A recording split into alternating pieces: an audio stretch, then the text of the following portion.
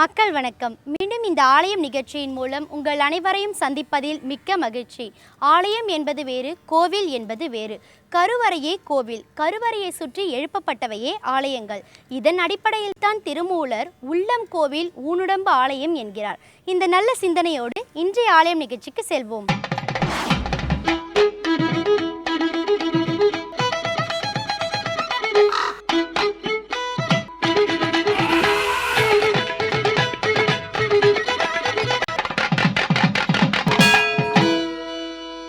தமிழகத்தில் முற்கால சோழர்களில் பேரும் புகழும் பெற்ற தமிழ்நாட்டில் 78 மாடக்கோயில்களை கட்டிய செங்கோனான் பிறந்த ஊரான உறையூர் திருச்சியிலிருந்து 1 கிலோமீட்டர் தொலைவில் உள்ளது. இந்த தலத்தில் காந்திமதி அம்மை உடனுறை பஞ்சவர்ணீஸ்வரர் ஆலயம் மிக பெரும் பழமையுடன் விளங்குகிறது. இந்த திருத்தலத்தையே நாம் இன்றைய ஆலயம் நிகழ்ச்சியில் காண இருக்கிறோம்.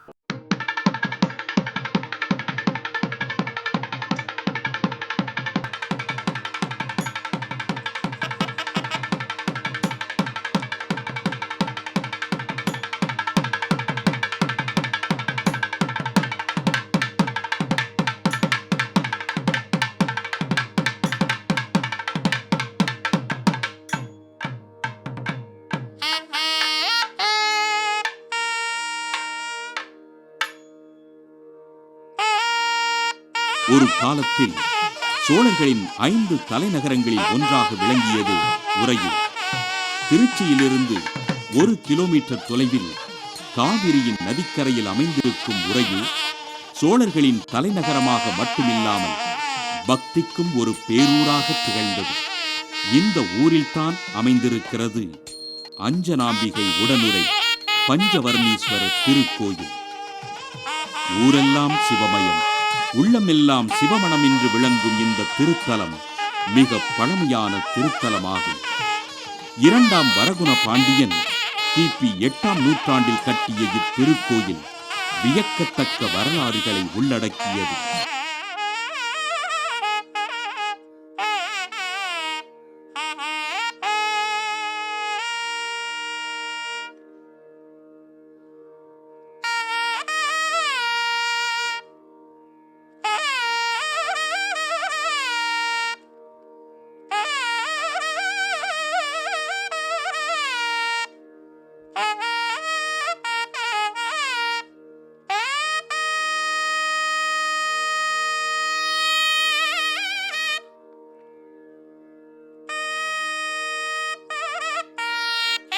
உத்தங்க முனிவரின் வேண்டுகோளுக்காக சிவபெருமான் 5 காலங்களில் ஒரே நாளில் 5 நிறங்களில் காட்சியளித்தார்.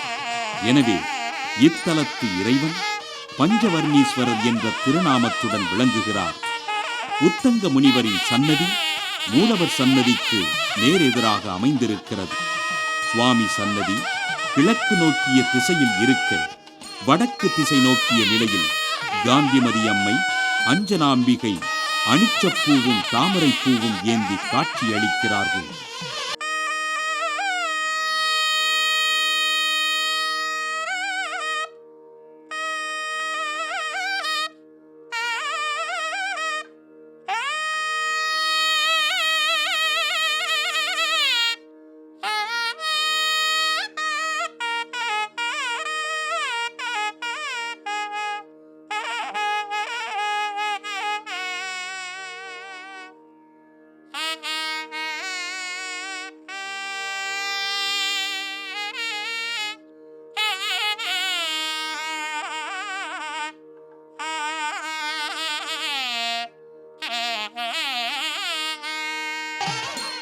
அம்பாள் சன்னதிக்கு அருகிலேயே மகாவிஷ்ணு, சூரியன், சனீஸ்வரன் மற்றும் காலபைரவ மூர்த்தியின் வடிவங்கள் எழுந்தருள செய்யப்பட்டுள்ளன.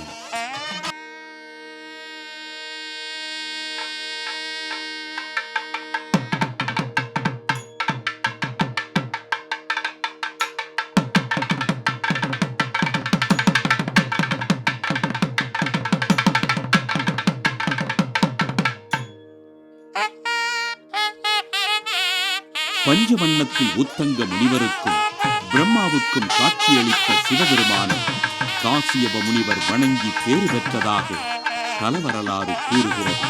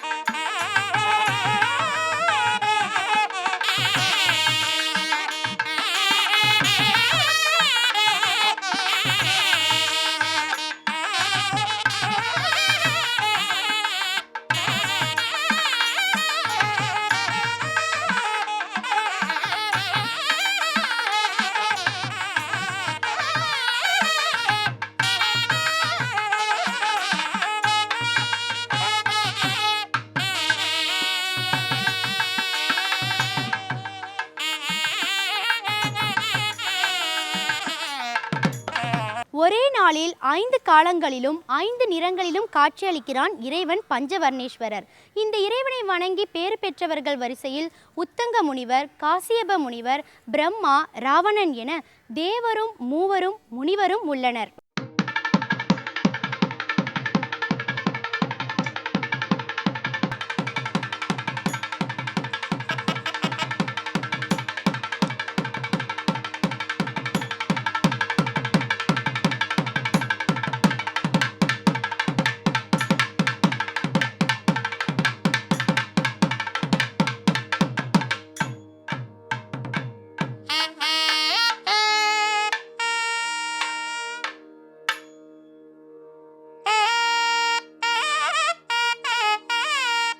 முற்கால சோழர்களில் ஒருவனான கோச்செங்கனான், அதாவது 48 மாட கோவில்களை எழுப்பிய அந்த சோழ பேரரசன் இவ்வூரில் பிறந்ததாக கூறுகிறார்கள்.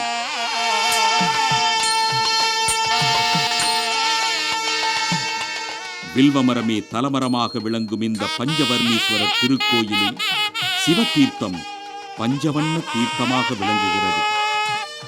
ஒரு இடத்திலிருந்து பார்த்தால் 4 பெண்களாகவும், வேறொரு இடத்திலிருந்து பார்த்தால் குதிரையாகவும் தோன்றும் நுட்பமான சிற்ப வேலைப்பாடுகள் இவ்வாலய மண்டப தூண்களில் வடிவமைக்கப்பட்டுள்ளன.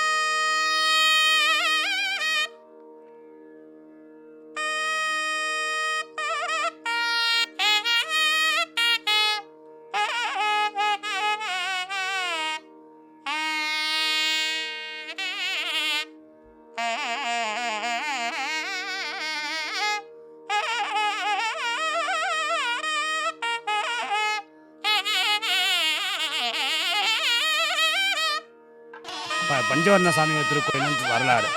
உத்தங்கா மகர்ஷி முனிவருக்கு 5 வருணத்தில் 5 நிறங்கள் 5 கால பூஜையில் 5 விதமான நிறங்களில் காட்சி கொடுத்துட்டார்.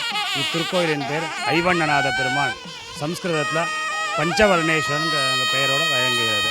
திருத்தலத்தின் பெயர் கோழியூர் என்று மருவி இப்போது உறையூர் என்று அழைக்கப்படுகிறது.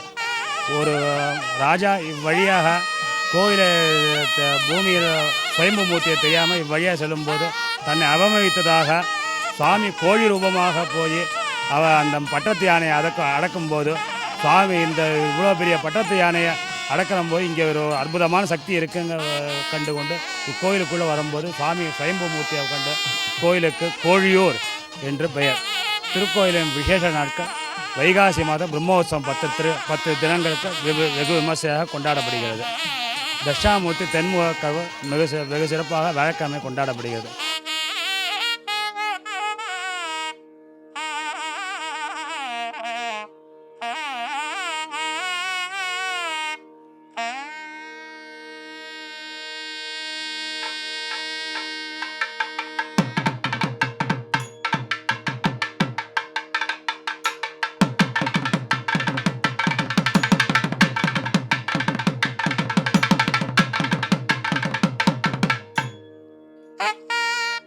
தமிழகத்து மூவேந்தர்களும் இத்தலத்து இறைவனை வணங்கி அருள் பெற்றதோடு மட்டுமில்லாமல் இத்திருக்கோயிலுக்கு திருப்பணியும் செய்திருக்கிறார்கள்.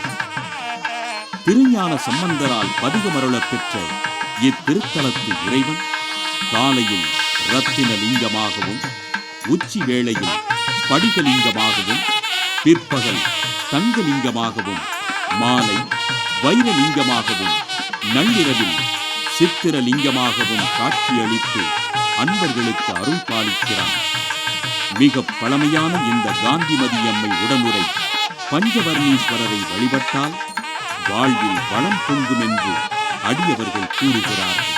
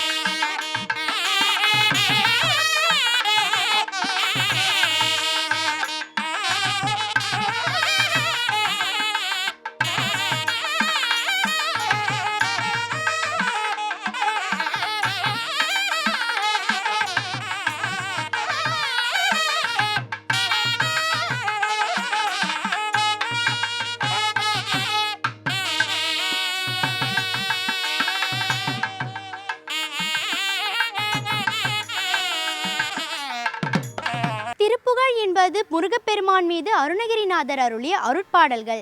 எல்லாமே தித்திக்கும் தேன், பிறவி நோய் நீக்கும் மருந்து, உள்ளத்தை உயர்த்தும் இசையில் திருப்புகழ் உயிரை மேம்படுத்தும், வாழ்வை அமைதிப்படுத்தும்.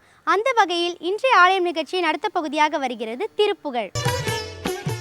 எல்லோரும் இன்புற்றிருக்க நினைப்பதுவே அல்லாமல் வேறொன்று அறியேன் பராபரமே. அருணகிரிநாதரின் அரும் தமிழ் வாக்குகள் ஏராளமாக உள்ளன. அவைகளில் ஒவ்வொன்றிலிருந்தும் நாம் அனுபவித்து கொண்டு வருகின்றோம். இன்று நாம் பார்க்கக்கூடிய பாடல் கந்தர் அலங்காரம் என்னும் பகுதியில் 26வது பாடல். நீலச் சிகண்டியில் ஏறும் பிரான் என்று சொல்லக்கூடிய பாடல். அந்த பாடலில் அருணகிரிநாத சுவாமிகள் முருகப்பெருமான் எந்த நேரத்திலும் தன்னை தேடி வந்து அருள் புரிவான். அதே அந்த முருகப்பெருமான் தன்னந்தனியாக வரமாட்டாராம், வள்ளி நாச்சியாரையும் சேர்த்து இணைத்து கூட்டிக் கொண்டு வருகின்றாராம். அது ஏன் வள்ளி நாச்சியார்? எந்த நேரத்திலும் தெய்வத்தை நினைத்தால் அந்த தெய்வம் வந்து அருள் செய்யக்கூடிய அளவுக்கு அருணகிரிநாதருடைய தகவல் என்ன என்பதை பாடலை பார்த்துவிட்டு பிறகு பார்ப்போம். நீலச்சிகண்டியில் ஏறும் பிரான் எந்த நேரத்திலும் கோலக்குரத்தியுடன் வருவான்.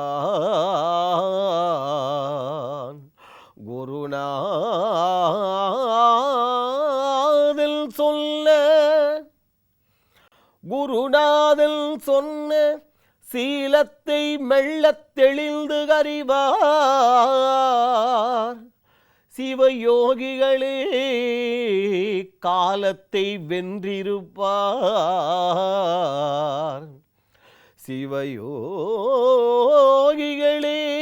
காலத்தை வென்று இருப்பார். மறிப்பார் வெறும் கர்மிகளே.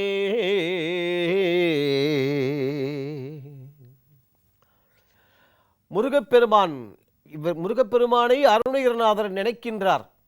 நீலச்சிகண்டியில் ஏறும் பிரான் எந்த நேரத்திலும் கோலக்குரத்தியுடன் வருவான். எந்த ஒரு அலுவலகமாக இருந்தாலும் சரி, அல்லது ஒரு நிகழ்ச்சியாக இருந்தாலும் சரி, போய் பார்த்தால், அதாவது பார்வை நேரம் என்று போற்றியிருப்பார்கள். காலை 9 முதல் மாலை 5 வரை என்று ஒவ்வொன்றுக்கும் ஒரு நேரம். ஒரு புகை வண்டியோ அல்லது பேருந்தோ ஆகாய விமானமோ கிளம்புவதற்கு ஒரு நேரம், இறங்குவதற்கு ஒரு நேரம், போய் சேருவதற்கு என்று வைத்துக் கொள்ளுங்களேன். இப்படி வைத்திருக்கிறோம் அல்லவா? ஆனால் முருகப்பெருமான் தன் அடியார்களுக்கு அருள் புரிய அது கால நேரமே பார்க்க மாட்டானாம். அதாவது முருகப்பெருமான் மயில் வாகனத்தில் ஏறி வருகின்றார்.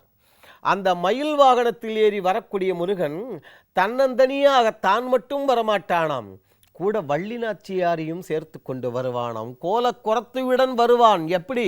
எந்த நேரத்திலும். ஒன்றுமே இல்லை, யாராவது திருமண அழைப்பதை அனுப்பியிருக்கிறார்கள் என்று வைத்துக் கொள்ளுங்களேன். இப்பொழுது அடியின் சொல்லக்கூடியது இந்த தமிழ்நாட்டுக்கே ஒரு மதானியாக, இன்னும் சொல்லப்போனால் தமிழ்நாட்டில் இருக்கக்கூடிய தமிழுக்கும் பக்தி செல்வத்திற்கும் முருகப்பெருமானுடைய கருணையை எல்லா இடங்களிலும் சென்று பரப்புவதற்கும் ஆணி வேறாக இருந்த திருமுருக கிருபானந்த வாரியார் சுவாமிகள் அந்த சிங்கம் சொன்னது என்ன எளிமை பாருங்கள். அதில் ஒரு அழைப்பிதழ் வருகின்றது, திருமண அழைப்பிதழ். கொஞ்சம் பழக்கப்பட்டவர்களாக இருந்தால் வாழ்த்து செய்தி அனுப்புவோம். அதுவே இன்னும் கொஞ்சம் பழகியவர்களாக இருந்தால் நமது சகோதரனையோ சகோதரியையோ அனுப்பி வைப்போம். ரொம்ப வேண்டியவர்களாக இருந்தால், மிகவும் அன்புடையவர்கள் என்று வைத்துக் கொள்ளுங்களேன், நம்மிடம் நாம் போவோம். ஈடு இணை சொல்ல முடியாமல் நம்மேல் அன்பு கொண்டவர்களாக இருந்தால், அதாவது முதல் நிலை, அப்படிப்பட்ட நல்லவர்கள் வீட்டில் திருமணம், அதற்கு அழைப்பு வந்திருக்கின்றது என்றால் நாம் மட்டும் தனியாக போக மாட்டோம், துணைவியையும் அழைத்து கொண்டு செல்கின்றோம் அல்லவா? அதுபோல முருகப்பெருமான் அருணகிரிநாதருக்கு எந்த நேரத்திலும் வள்ளி நாச்சியாருடன் சேர்ந்து வந்து தரிசனம் கொடுத்திருக்கிறான் என்றால் அருணகிரிநாதருக்கு முருகப்பெருமான் மேல் இருந்த பக்தி என்ன, அதற்கு ஈடு சொல்ல முடியாத அளவுக்கு முருகப்பெருமான் வள்ளி நாச்சியாருடன் வந்து அருள் புரிந்தது என்ன? எந்த நேரத்திலும் கார்த்தால 10 மணி அப்பதான் வருவேன், இரவு 12:15 மணி ஆயிப்போச்சு, அதுவும் கிடையாது. எந்த நேரமாக இருந்தாலும் சரி கோலக்குரத்தியுடன் வருவான். அதாவது அழகு மிகுந்த குரத்தி என்பது பொருள், நேரிடை பொருள். ஏன் வள்ளி நாச்சியாரை சொல்ல வேண்டும் என்பதை நாம் பொருள் உணர்ந்து அனுபவிக்க வேண்டும். சொல்லிய பாட்டின் பொருள் உணர்ந்து சொல்லுவார் செல்வர் சிவபுரத்தின் திருவுள்ளார் சிவனடி கீழ் பல்லோரும் ஏத்த பணிந்து திருச்சிற்றம்பலம் என்று மாணிக்கவாசக சுவாமிகள் திருவாசகத்தின் தொடக்கத்திலேயே சிவபுராணத்தின் கடைசியில் போய் சொல்லி வைத்தார் அல்லவா? அப்படி இந்த பாடல்களில் பொதிந்து உள்ள அடிப்படை பொருளை நாம் உணர்ந்து அனுபவிக்க வேண்டும். இறைவன் அருளை பரிபூரணமாக அனுபவிக்க முடியும். இப்போ ஏன் வள்ளி நாச்சியாரை சொல்ல வேண்டும் என்பதுதான் கேள்வி. வள்ளி நாச்சியார் என்பது வேறு எதுவும் அல்ல, நாம் தான் என்று ஏற்கனவே பலமுறை விளக்கம் பார்த்திருக்கிறோம். முருகப்பெருமானுடைய துணைவியான அந்த வள்ளி நாச்சியாரை இச்சாசக்தி என்பார்கள். இச்சாசக்தி அதாவது நம் உள்ளத்தில் நல்ல விதமான எண்ணங்களில் நாம் பதியும்படியாக, நல்ல விதமான செயல்களில் நாம் இச்சையுடன் ஆர்வமுடன் ஆவலுடன் ஈடுபடக்கூடிய அந்த சக்தி, அப்படி செலுத்தக்கூடிய அந்த சக்தி தான் இச்சா சக்தி வள்ளி என்பது. நீலச்சிகண்டியில் ஏறும் பிரான் எந்த நேரத்திலும் கோலக்குரத்தியுடன் வருவான். எந்த நேரமாக இருந்தாலும் என் உள்ளத்தில் அந்த இச்சாசக்தி என்று சொல்லக்கூடிய அந்த வள்ளி நாச்சியாருடன் எழுந்தருளி இருப்பான். சாதாரணமாக இல்லை, அந்த நீல மயில் வாகனம் என்று சொல்கின்றோம் அல்லவா, அந்த மயில் வாகனத்தின் மேல் வள்ளி நாச்சியாருடன் எழுந்து வந்து அருள் புரிவான் என்கின்றார். அந்த மயில் வாகனம் என்பது என்ன? எல்லோருடைய உள்ளத்திலும் அவன் அவ்வாறு எழுந்து அருள் புரிவானா என்று ஒரு சந்தேகம் உலாவலாம். அதற்கு பாடலின் பிற்பகுதியில் அருணகிரிநாத சுவாமிகள் விளக்கம் சொல்கின்றார். அது என்ன அற்புதமான விளக்கம் என்பதை அடுத்த நிகழ்ச்சியில் பார்ப்போம். நம் எல்லோருடைய உள்ளங்களிலும் இல்லங்களிலும் முருகப்பெருமான் அந்த வள்ளி நாச்சியாருடன் மங்களகரமாக எழுந்தருளி எல்லா விதமான தீமைகளையும் நீக்கி மங்களங்களை அருள வேண்டுவோம். அவன் அருளுவான். சரி நேயர்களே, இன்றைய ஆலயம் நிகழ்ச்சியில் இடம்பெற்ற கருத்துக்களும் காட்சிகளும் உங்கள் அறிவுக்கு விருந்தாக அமைந்திருக்கும் என்று நம்புகிறோம். இந்நிகழ்ச்சி குறித்த உங்கள் கருத்துக்களை எங்களுக்கு தெரியப்படுத்துங்கள். மீண்டும் வேறொரு ஆலயம் நிகழ்ச்சியில் உங்களை சந்திக்கும் வரை உங்களிடமிருந்து விடைபெறுவது சரண்யா. நன்றி, வணக்கம்.